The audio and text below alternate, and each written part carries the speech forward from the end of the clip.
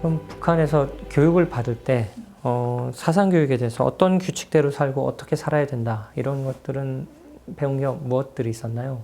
뭐 일단 이제 당 지도자들에 대한 뭐 충성심이 있어야 된다. 그들에게 늘 감사해야 된다. 뭐 떠받들어야 된다는 이제 디폴트로 깔려 있는 거고 그 외에 이제 뭐 조직 생활을 잘 해야 된다. 예의 범절을 지켜야 된다.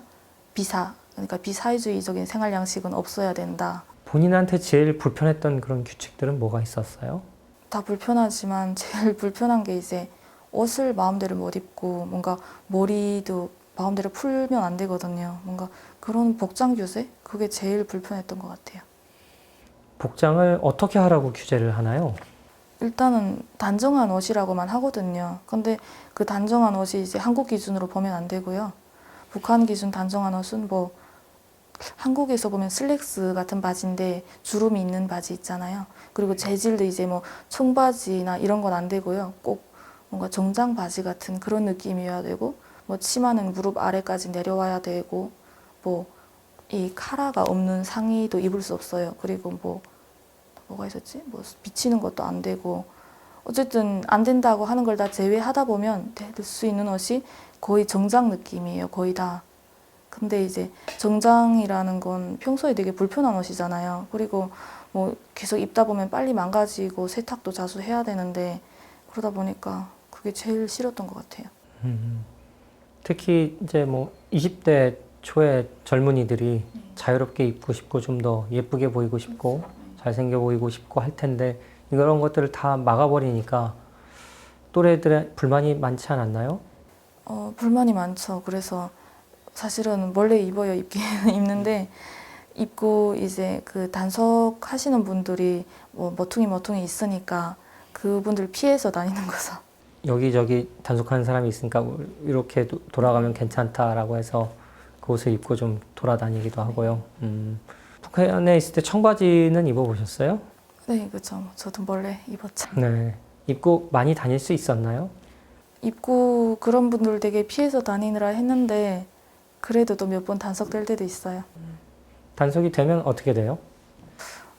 이제 그분들이 일하는 시간이 있어요. 몇 시부터 몇 시까지 단속을 한다 돼 있으니까 그 시간 동안에 이제 일찍 잡히면 그 늦게까지 계속 거기 서 있어야 되는 거예요. 그분들이 다 들어갈 때까지. 그래서 그렇게 따라서 뭐 사무실 같은 데 가면 거기서 또 뭐 엄청 뭐라고 해요. 뭐 미제식이고 뭐가 어떻고 무슨 뭐 어쨌든 정치 하지 말라는 짓을 했다라는 데 대해서 뭐라고 지적을 하고 그리고는 이제 일을 시키는데 과거에는 좀 그러지 않았는데 최근에는 그런 사람들을 이제 돌격대 현장이나 이런 좀 힘든 일을 하는 곳에 보내려고 해요. 근데 안 가려면 돈을 얼마 가져와라. 그 사람들한테 들어가는 뇌물이겠네요. 그러니까 이제 북한 모든 시스템이 그런데 그분들도 상급자로부터 지시를 받아요. 얼마를 걷어라. 예를 들면 30만 원을 걷어라. 그러면 50만 원을 걷어서 이제 20만 원은 본인들 비용으로 쓰고 30만 원만 상급자한테 제출하는 거죠. 그래서 어느 정도 그 사람들은 계속 다니면서 잡아서 어떻게든 뇌물을 맞아요. 구해놔야만 자기 생활이 돌아가는. 네. 그럼 청바지를 뭐 뺏어가거나 그러진 않았나요?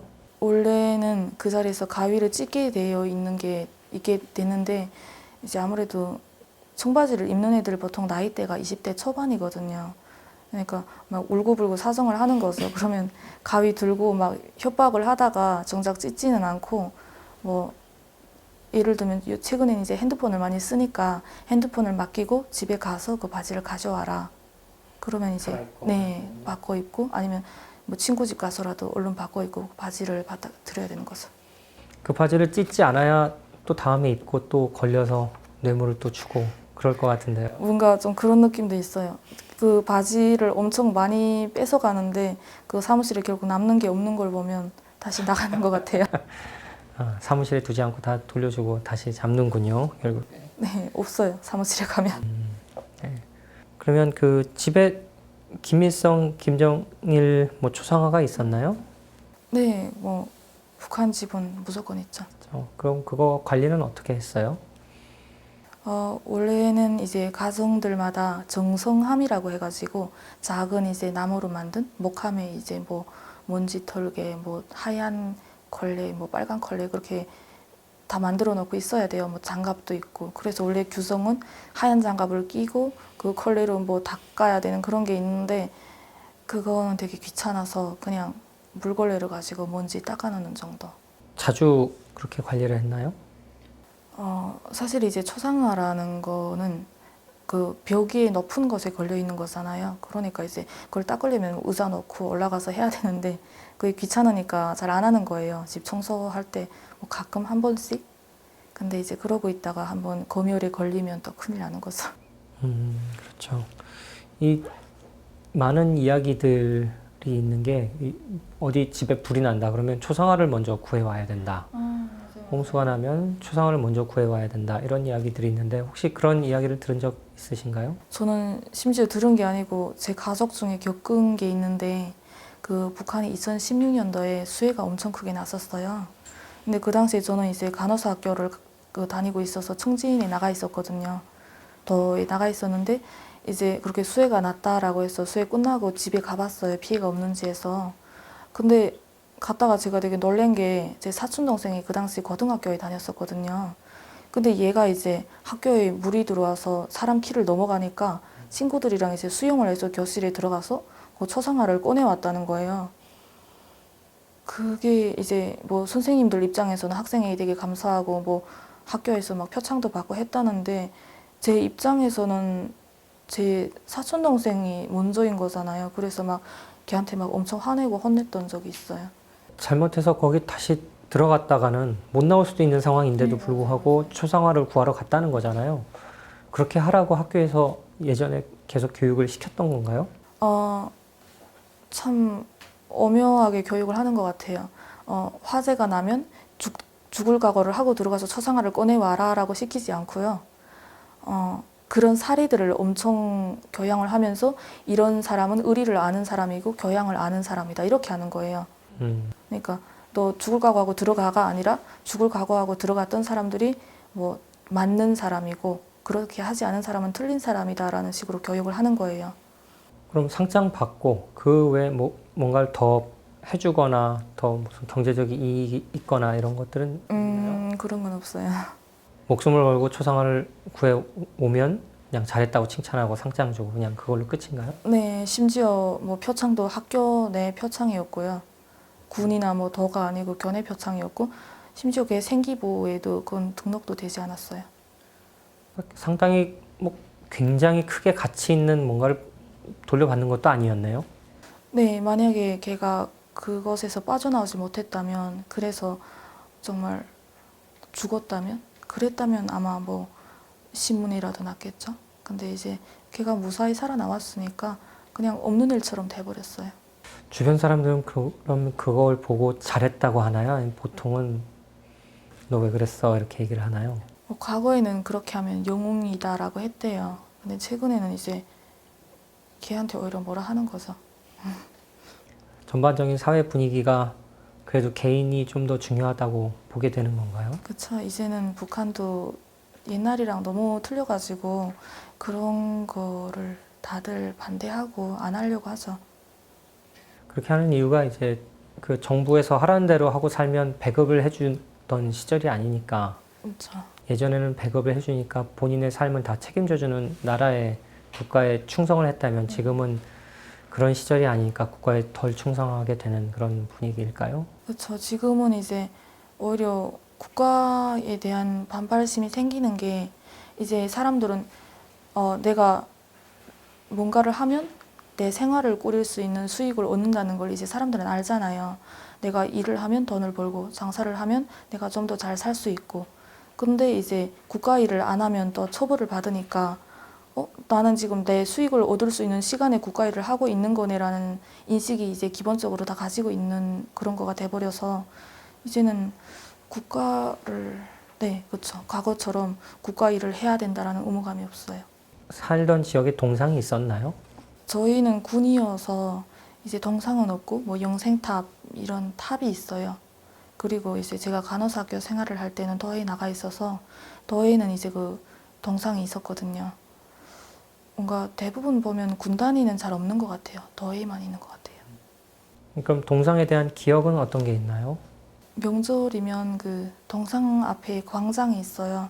광장에서 행사했던 기억이랑 그리고 이제 중고등학교 친구들이 그 생기부 잘 받기 위해서 이제 동상 청소를 매일 나가요. 매일 아침마다 나가서 동상을 청소하고 그걸 이제 올리면 생기부에 가산점 같은 게 좀 붙는 게 있거든요. 그냥 그 정도 기억? 그리고 동상 주변은 되게 예뻤던 기억이 있고 그리고 참고로 동상 앞에서는 자전거를 타고 지나갈 수가 없어요. 자전거에서 내려서 끌고 가야 되죠. 그럼 그 동상에 대해서 어렸을 때 보던 느낌과 좀 나이가 있게 돼서 보는 느낌은 달라졌을까요? 어렸을 때는 이제 동상이 저희 지역에 이제 없다고 말씀을 드렸잖아요. 그러다 보니까 한 번쯤은 보고 싶은, 얼마나 큰지 좀 보고 싶다 그런 생각이 들었고요. 일단은 못 본 것에 대한 호기심인 것 같아요. 정치적인 거랑은 별개로.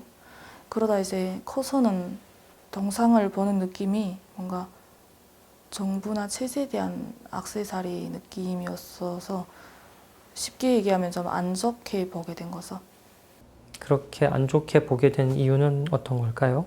정부에 대한 존중이나 뭐 선망 대신에 이제 실망하고 이제 정부에 대한 싫은 감정이 생기니까 정부 상징 같은 동상도 이제 같이 싫어지는 거예요. 정부라고 말씀하셨는데 이제 그걸 대표하는 게 김일성, 김정일, 김정은일 텐데 어렸을 때 그들을 보던 느낌과 나이가 들어서 생각하는 느낌은 달라졌나요? 완전 다르죠. 저희는 이제 3살 때부터 이제 타가서라고 해가지고 한국의 어린이집 같은 그런 곳에 가거든요. 그러면 이제 제일 처음으로 배우는 말이 김일성 대원수님 고맙습니다. 뭐 이런 말을 배워요. 그리고 이제 처음 듣는 노래가 뭐 김일성의 어린 시절에 대한 노래예요. 무슨 친구들하고 잘 지냈다 뭐 이런 내용.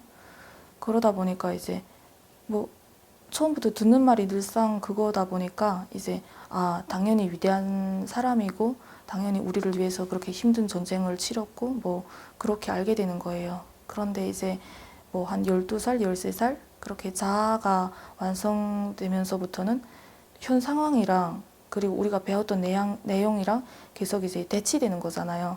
뭐 우리를 위해서 뭔가를 한다고 하는데 정작 보면 우리는 이제 정부 일 따로 내 일 따로 하고 있고 오히려 저희 노동력 착취하고 억압한다라는 생각이 들잖아요. 그러면서 이제 어렸을 때 인식이랑 성인이 돼서 인식은 완전히 바뀌는 거죠. 반대 방향으로. 그런 인식을 바꾸게 되는데 혹시 한국 드라마나 영화나 이런 것들도 좀 역할을 했을까요? 사실 저는 어릴 때 못 보긴 했는데 이제 한국 드라마 접하면서부터 그런 생각이 더 강렬해진 것 같아요. 엄청난 도움이 돼요. 언제부터 그러면 한국 드라마를 봤나요? 어릴 때는 어른들이 보면서 이제 애들이 있으면 못 보게 하거든요. 나가서 얘기할까 봐. 그러다 보니까 그때는 기억이 잘 없고 확실하게 기억이 남는 건 이제 고등학교 2학년 때부터인 것 같아요. 그러니까 어린 아이들이 그걸 혹시나 보게 돼서 밖에 나가서 우리 이런 거 봤다라고 얘기를 하게 되면 집안에 크게 문제가 되니까 애들은 아예 못 보게 막는군요. 그럼 고등학교 때는 어떤 계기로 보게 됐어요?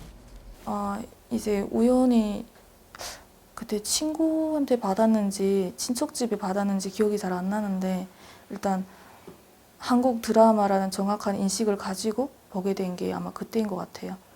친척집에서 봤었나?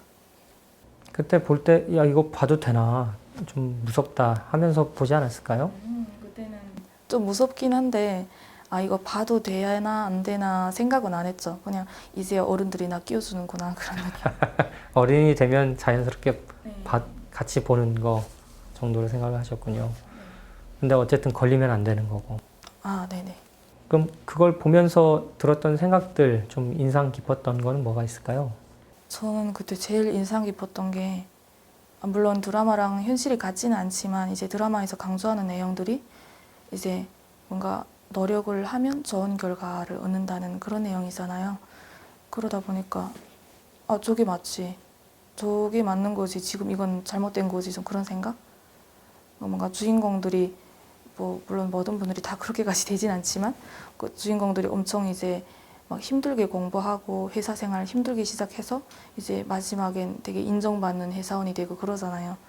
뭔가 그걸 보면서 사회생활이라는 건 이렇게 돼야 맞는 거구나. 우리 사이가 뭐가 잘못됐는지 알겠다. 좀 그런 느낌이었던 것 같아요.